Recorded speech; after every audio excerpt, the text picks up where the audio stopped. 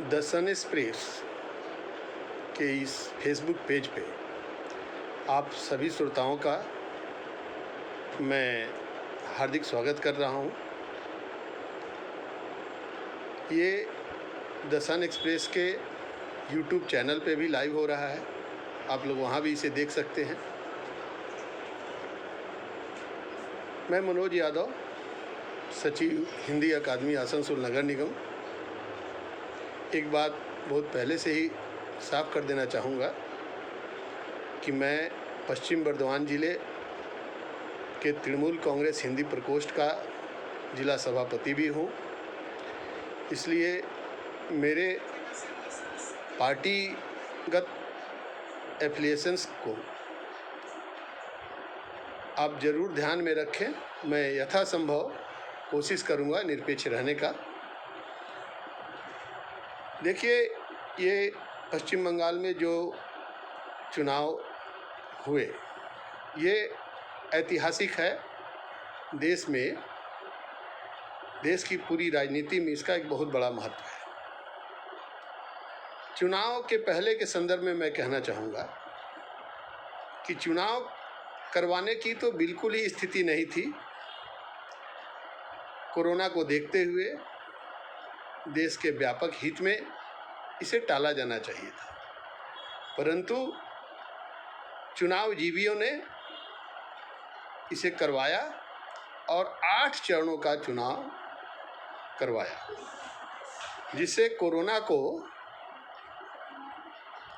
काफ़ी संक्रमण करने का बंगाल में मौका मिला। और वास्तव में यह एक बहुत लोकतांत्रिक चुनाव भी नहीं रह गया, क्योंकि कोरोना के डर से जो बंगाल का चुनावी संस्कृति रही है, खूब प्रचार, खूब नुक्कड़ सभाएं, खूब जुलूस, खूब स्क्वाड जुलूस, तमाम जो प्रोपेगेंडा के मशीनरी हैं उसका उपयोग होता है, उससे ये चुनाव वंचित रहा। फिर भी चुनाव हुआ, चुनाव जीवियों की जिद थी, चुनाव हुआ। लेकिन हमारे जैसे लोगों ने अब तक जो पिछले 35 सालों के सक्रिय राजनीतिक कार्यकर्ता के रूप में मैंने जो चुनावों को देखा है, यह एक बिल्कुल अलग चुनाव था। एक तरफ कोरोना की महामारी, कोरोना से संक्रमित होने का भय, और दूसरा बाहर से आए हुए लोगों का आधिपत्य। वास्तव में ये चुनाव बाहरी लोगों के खिलाफ ही लड़ा गया और बंगाली संस्कृति को, बंगाली उपराष्ट्रवाद को मैं मुबारकबाद देना चाहूँगा कि उसने बाहरी आधिपत्य का जमकर मुकाबला किया। आप देखें कि चुनाव के दौरान जितनी भी संस्थाएं थी, संवैधानिक संस्थाएं थी, उनका कितना दुरुपयोग हुआ, चाहे वो चुनाव आयोग हो, सीबीआई हो, ईडी हो, परंतु इनका जितना ही दुरुपयोग हुआ बंगाल में केंद्रीय शासक दल के पक्ष में, बंगाल के लोगों का गुस्सा उतना ही आगे बढ़ा और नतीजा ये हुआ कि अंतिम चरण आते आते एक व्यापक लहर बन गई बीजेपी के खिलाफ। अब ये मसला ये उठता है कि चुनाव से पहले हिंदी भाषियों की क्या रुचि थी चुनाव में, किन मुद्दों पे रुचि रही, चुनाव से क्या हिंदी भाषियों को लाभ हुआ, और आज चुनाव के परिणाम घोषित होने के बाद हिंदी भाषी कहाँ खड़े हैं।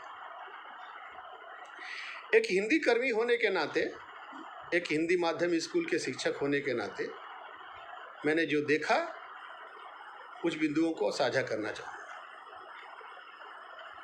एक बात तय है कि हिंदी पट्टी के राज्यों की तरह पश्चिम बंगाल का हिंदी भाषी तबका भी इस चुनाव और इसके परिणामों को लेकर के भ्रमित था। कुछ हिंदी भाषी मीडिया के प्रभाव में, गोदी मीडिया के प्रभाव में इतने आगे बढ़ गए थे, भ्रमित हो चुके थे, उन्हें लग रहा था कि जैसे भाजपा सत्तासीन हो ही जाएगी, परंतु ऐसा कुछ नहीं था। हमें ये लगा कि हिंदी पट्टी के राज्यों की तरह बंगाल में भी जो 3-4 हिंदी भाषी पट्टियां हैं, जैसे कोलकाता और उसके सराउंडिंग रीजन, पश्चिम बर्दवान और उसके आसपास के 2-3 ज़िले, उत्तर बंगाल के 4-5 ज़िले, पुरुलिया, बांकुड़ा, ये सारे। यहाँ पर मैं भी व्यापक रूप से चुनाव प्रचार किया तो मैंने पाया कि वास्तव में हिंदी भाषी समाज थोड़ा भ्रमित था बीजेपी को लेकर के, परंतु जैसे जैसे चुनाव प्रचार आगे बढ़ा वो बीजेपी पिछड़ती गई हिंदी भाषी इलाकों में भी। ये चुनाव परिणामों से भी साफ लक्षित होता है। आप चुनाव के परिणामों को देखें तो पिछले लोकसभा चुनाव के मुकाबले न केवल बीजेपी की सीटों में कमी आई बल्कि उसका वोट प्रतिशत भी घटा। और मैंने जो ये 4 हिंदी पट्टियां गिनाई पश्चिम बंगाल के ज़िलों की, उसमें भी बीजेपी ने जहां अधिकांश सीटें जीत ली थी, केवल उत्तर के 4 राज्यों डुअर्स और पहाड़ के ज़िलों को छोड़ करके बाकी सभी जगहों पे बीजेपी की जिन सीटों पे बढ़त थी, अधिकांश में बीजेपी हारी और उसके वोट प्रतिशत में भी कमी आई। आंकड़े साफ बताते हैं कि हिंदी भाषियों ने भी तृणमूल का साथ दिया। इसी कारण देखेंगे आप पश्चिम बर्दवान जैसे सघन हिंदी भाषी जिले में टीएमसी ने 6 सीटें जीती, जबकि लोकसभा में 9 के 9 सीटें उन्होंने जीती थी।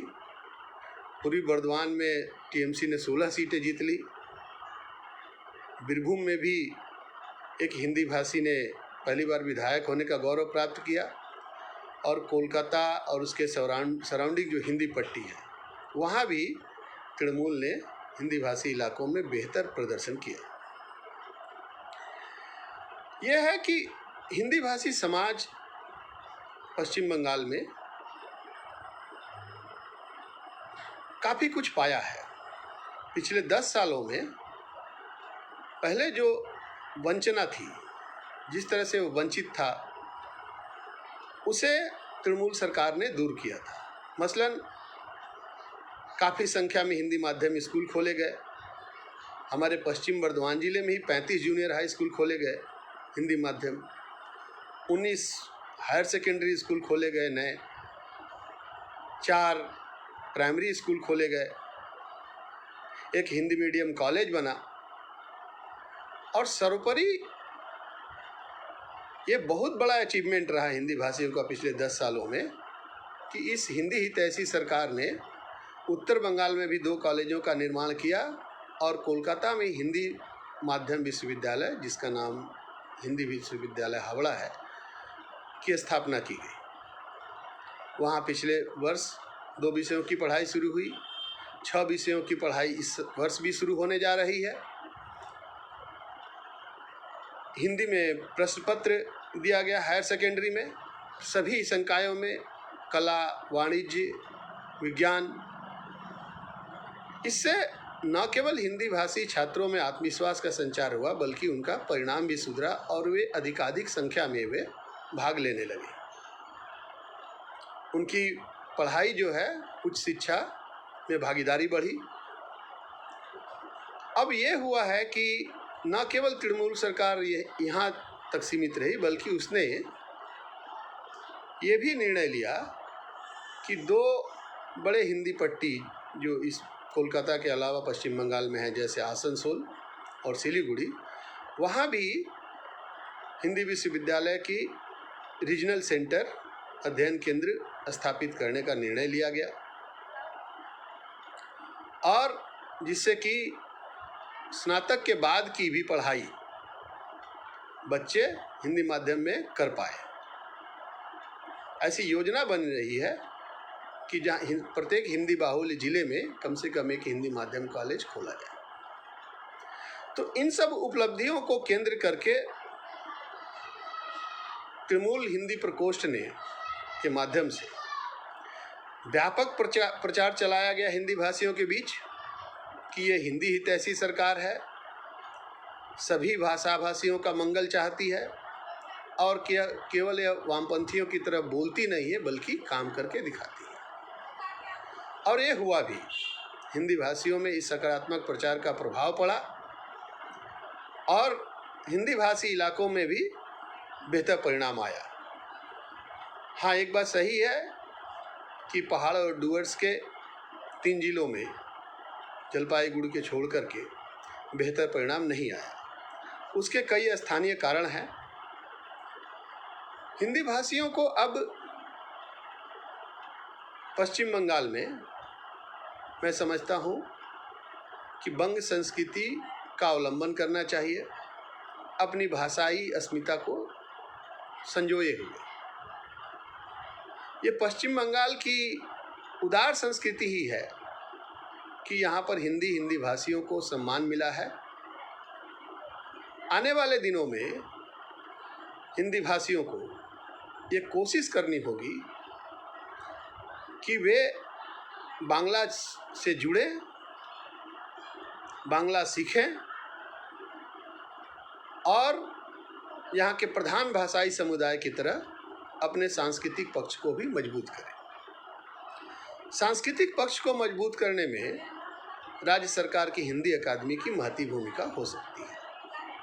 उसे 5 करोड़ का सालाना बजट भी मिल रहा है और लगातार नुक्कड़ नाटक, सांस्कृतिक अनुष्ठान, साहित्यिक अनुष्ठान, इनके द्वारा हिंदी भाषियों में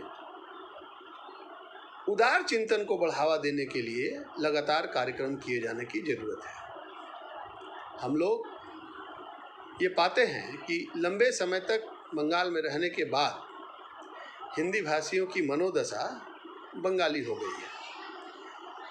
अब के हिंदी भाषियों को जो बंगाल में लंबे समय से रच बस गए हैं, उन्हें हिंदी भाषी बंगाली कहना ही ज़्यादा उचित होगा।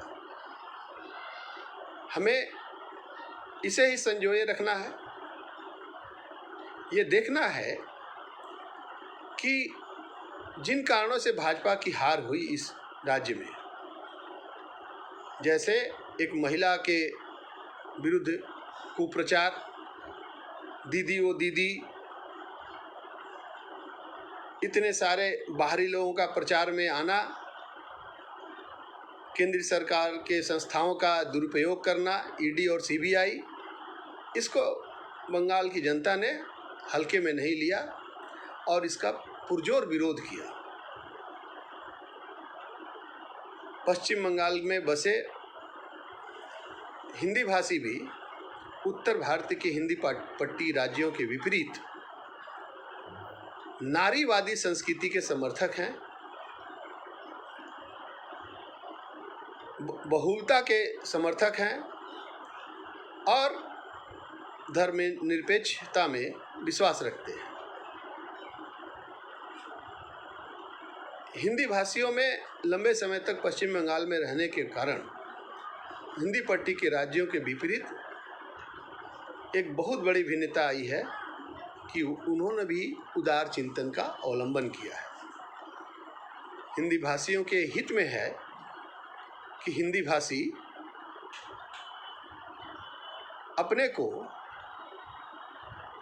इकट्ठा करें, भाषाई और सांस्कृतिक रूप से मजबूत करें, हिंदी भाषा संस्कृति को मजबूत करें और इस बात की चेष्टा करें कि वो जो कुछ करें उसमें बांग्ला संस्कृति भी प्रतिबिंबित हो।